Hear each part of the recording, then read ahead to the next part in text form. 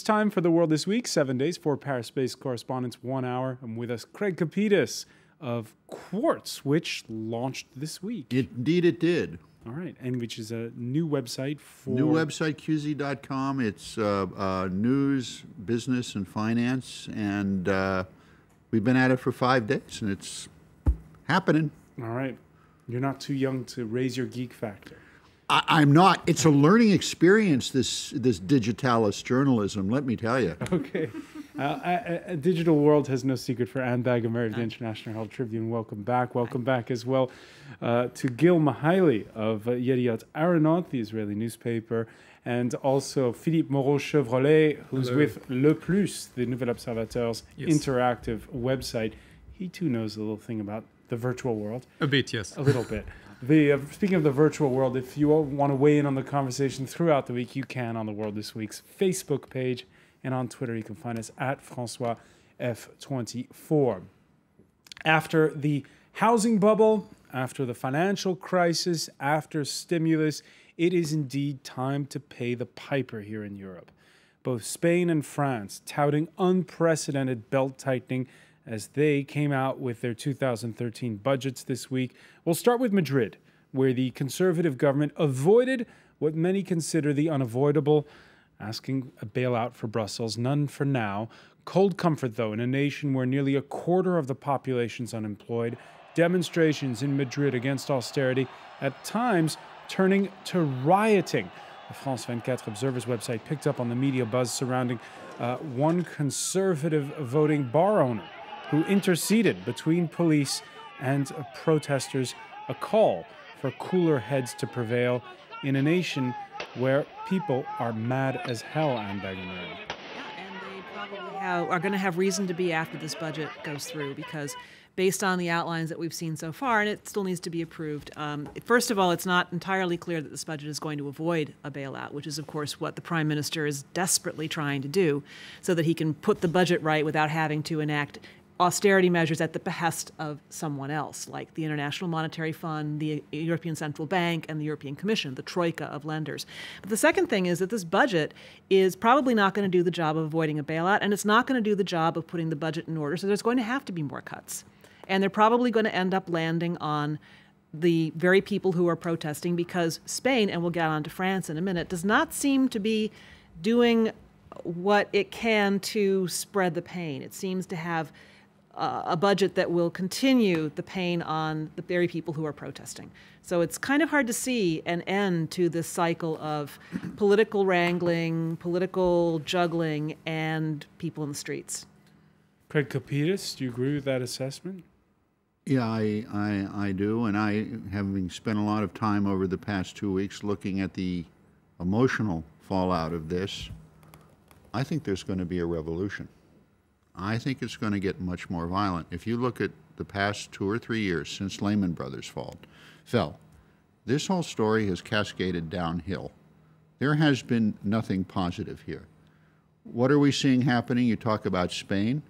The Catalonians are now saying, we're going to split off, which is something they've wanted to do. What's going to happen next? Are the Ch'ti up in the north of France, are they going to split off into a state? You're seeing a return or a kind of move towards the old concept of a city-states going on here in Europe. And when you see the numbers of people who are out there and the emotional distress it's causing people in places like Greece, and the rise in antidepressant use, and the more people you see getting violent, people who are not normally violent, and you see no good news coming out of this, it smells a lot like St. Petersburg. But you understand the position that Mariano Rajoy is in, not asking yet for that bailout request? It goes back to the phrase we've used on this show many times, the kicking the can down the road. Is it a case in this instance of sorting out the fine detail with the... It doesn't matter, Francois. Even if the fine details are sorted out, there are no jobs for these people. There aren't going to be any jobs. More and more people are unemployed each day. In Greece, for instance, families that can't not afford milk for their children are spending money on antidepressants. That's from the psychiatrists I've spoken with down there. And I think it's time for this discussion on the state of Europe and the United States and the economy to take a step forward. Forget about the numbers. We're always talking about the numbers and the percentages. What we see here in Madrid, what we've seen elsewhere, is showing the real social cost of this. That's where this story is going next. All right, and Craig Capitas mentioning there that on top of a financial and economic crisis, Spain now suffering an identity crisis. 2 weeks ago, more than 1 million marched in Barcelona in favor of Catalonian independence. Catalonia, which has asked Madrid for a bailout, money it says its region gave up unfairly to the central government in taxes. This week, the Catalans taking it a step further, dissolving their parliament and calling a snap election for late November, one that could lead to a referendum on independence. Philippe Moreau-Chevrolet, what's your prediction when it comes to Spain? Spain, I don't know, but we are at the very beginning of this process in France that I can say. The government just announced a 30 billion plan. It means 10 billions more tax for the people. It means 10 billions more tax for the companies and 10 billions in savings. We don't know what savings they will actually do. It's so very you're saying vague. that those images that we're seing out of Spain I are the think ones we're going to see soon in in France? in a year or so, maybe sooner than that. The whole political presidential campaign in France has been a long delay for the people. They didn't expect to have so much harsh things coming in a single month, in a few weeks, but it's coming. And we day after day, they hear about bad things. I mean, companies are closing, factories are closing. We are losing thousands of jobs on a daily basis, and we are announcing a 30 billions plan, which is 30 billions less for the economy. And it's very, very, very difficult for French people to see the end of it. And we see that the right, the EMP, which is the right, the Conservative Party here, the Conservative Party is going to the right, far to the right, every day a little more. And we see that the Front National, the National Front, the far right, is gaining more and more attractiveness in the French political class. So we can be concerned about all that. Of course, it's a very bad mix. It's a little bit different in Spain. The Catalonians say they want to stay in the Eurozone. They're not at all anti... We are anti-Euro in France, Yeah. massively anti-Euro. One remark about Spain is that the Spanish problem is a problem of private debt. Banks are collapsing because people had great debt. It's just like the American problem in the beginning. The problem in France is public debt. A second comment about France. Well, the problem with Spain is that they entered the game, the capitalistic game, too late in order to have fat. France, for example, a middle-class family, the parents are 55 to 60. They started working in the 70s. They have good jobs, they have a good pension, they have maybe a country house, they have an apartment. Their children, who are 25 and 30, don't have a job and will not have a job, but they can sell the country house, they can manage, they can transfer within the family from one generation to the other. And this is a kind of a private bailout, because revolutions doesn't come from really poor people or farmers or workers. It comes when the middle class is afraid of being declassed. But so that's happening. in French families, there's enough fat in order to keep the fire away. If it will last 10 years, of course, it will explode. But what I'm seeing, for example, the amount of inheritance in France is going down. Why? Because people transfer inter vivos more and more between when they're still alive. They have to push money down the generation line. Spaniards were poor until the 80s when they started to make money, when they entered the game. And so you don't have the baby boom generation, you don't have the grandfather, the great-grandfather, you don't have the families with the farmer. What you say is that in France we have a little more fat than Spain, so we should last longer before there is actually bad things happening. I'm just saying that the difference between, and just in order to get the macro view, everyone is buying time, kicking the can. Why? Because I think that the German leadership understood what they have to do. They need to separate the Bundesbank from the central bank, and the central bank must print money, buy the debts, and start all over again. The problem is that Angela Merkel have elections in September, and if she says that now, she's dead meat. So everyone is waiting. The next German government, everyone knows what the solution is. Everyone knows what the solution is. You need to create money, and you need to buy all these bad debts, put them somewhere, and forget all about it. Well, there's one more thing you need to create. I mean, I completely agree with Craig. Let's put the numbers aside for a minute. What you need to create are jobs. You need to put people back to work. And until you've got serious labor market reforms in any of these countries, in Spain, in Portugal, in France, in Italy, in Greece, in any of the troubled countries, and even, I would argue, in Germany. I mean, Germany has this jobs miracle, but it has no minimum wage. I mean, there are plenty of ways in which you can disguise a reluctance, a very strong political reluctance to tackle one of the toughest issues, and that is labor market reform. And when you made an excellent point, private debt versus public debt. But you know something? The people out there, they could care less. They don't have jobs. They don't have money. It used to be that when someone came in with an analysis, as you just did, which is an accurate analysis, that politicians and leaders could act on that analysis and hopefully fix the problem. They can't.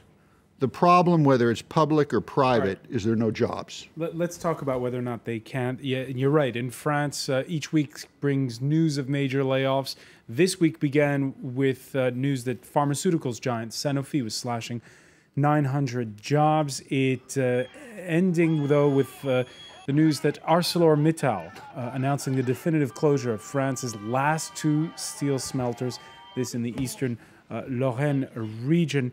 The French Prime Minister promising when he unveiled his budget that on top of the budget, Parliament will vote a broad-ranging bill to increase competitiveness before the end of the year to find those jobs that Craig is describing. One of the biggest gripes of employers in this country is high payroll taxes. Jean-Marc Ayrault, though, rejects the notion that it costs too much to hire a Frenchman.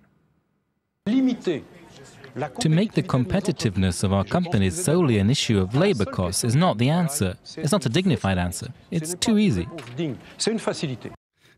It's too easy. Anne Bagger-Murray, what are your thoughts on this? It's not too easy. And I would argue that it's not just payroll taxes either. I mean, I'm not an employer, but it's pretty easy to see. One of the things that it keeps companies from hiring is the rigidity of the labor market, the rigidity of the labor contracts. It doesn't. Payroll tax is fine. It costs a lot of money to fire someone here.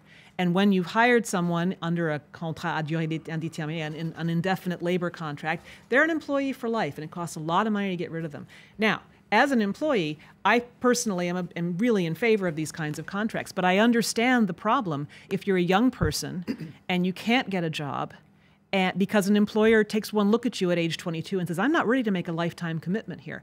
How can you have companies creating jobs and turning things over when, if they hire, they're handcuffing themselves to a huge amount of money if the decision goes wrong? All right, so jobs for life. The French industry minister touting the notion of economic patriotism this week, but in a dig at the previous government of conservative Nicolas Sarkozy, he also bemoaned subsidies on overtime pay and instead took his cue from, and this is surprising perhaps, Germany. The German strategy that made them survive the crisis. When your turnover suffers an 80% plummet, the French reaction was to kick everybody out and close down firms, to lose the industrial know-how and the skills, to destroy and deindustrialize entire regions. The Germans decided to stick together. They invested 6 billion euros in part-time unemployment. While we were subsidizing overtime pay, they were saving while we were spending. Interesting there. Philippe Moreau-Chevalier, we see the industry minister saying, we got to make it so that small businesses can invest, can hire people.